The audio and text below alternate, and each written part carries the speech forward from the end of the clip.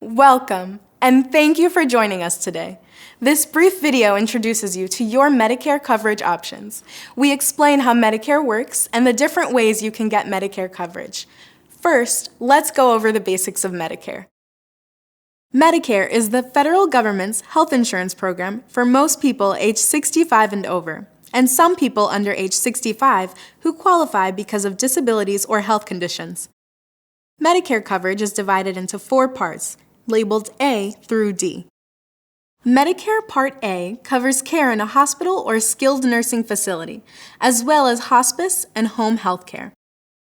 Medicare Part B covers outpatient care, such as doctor's visits, preventive care, x-rays, lab work, limited prescription drugs, and many other services. Medicare Parts A and B are managed by the federal government. Most people don't have to pay any premium for Part A, but you do pay a monthly premium for Part B. Both Part A and B have deductibles that you must pay before Medicare will start to cover your healthcare services. Also, many services have coinsurance, which is the percentage of the doctor's fee that you are responsible for paying while Medicare pays the rest.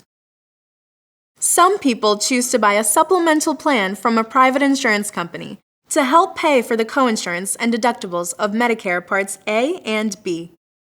Medicare Part C is another way you can get your Medicare coverage. It's known as the Medicare Advantage program. Medicare Advantage plans are available from private insurance companies that have a contract with the federal government to provide at least the same coverage as Medicare Parts A and B. Most plans cover more services. To enroll in a Medicare Advantage plan, you first need to be enrolled in Medicare Part A and Medicare Part B. You also have to live in the plan service area. With Medicare Advantage, you pay your Medicare Part B premium to the federal government, and you may pay a premium to your insurance company if you choose a Medicare Advantage plan that has a premium.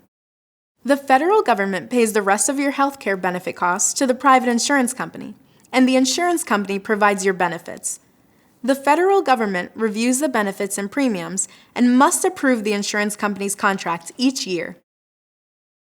Once you're a member of a Medicare Advantage plan, you usually have to get your healthcare from the plan's network of doctors, hospitals, and other healthcare providers.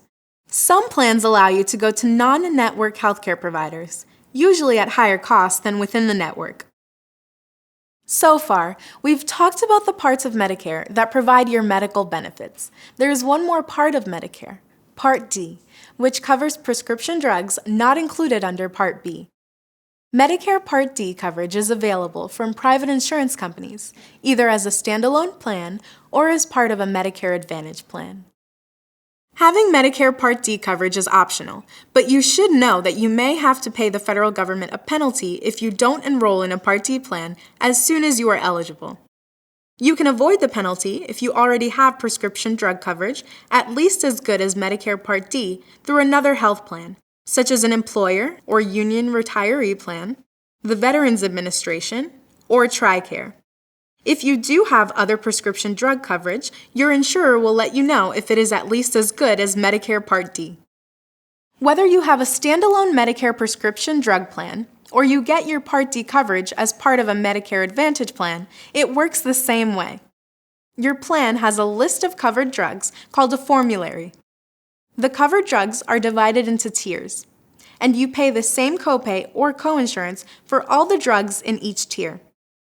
For example, you might pay a $0 copay for a Tier 1 drug, but you might pay 33% coinsurance for a Tier 5 drug.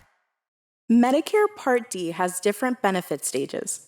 Your out-of-pocket expense may change depending on your plan and the stage you're in. The first stage is called initial coverage. During this stage, you pay your plan's copays or coinsurance for all covered drugs based on which tier the drug is in. You continue to pay these copays until your total drug costs for the year reach the initial coverage limit. Your total drug costs are costs paid by both you and your insurance company. The initial coverage limit for 2024 is $5,030.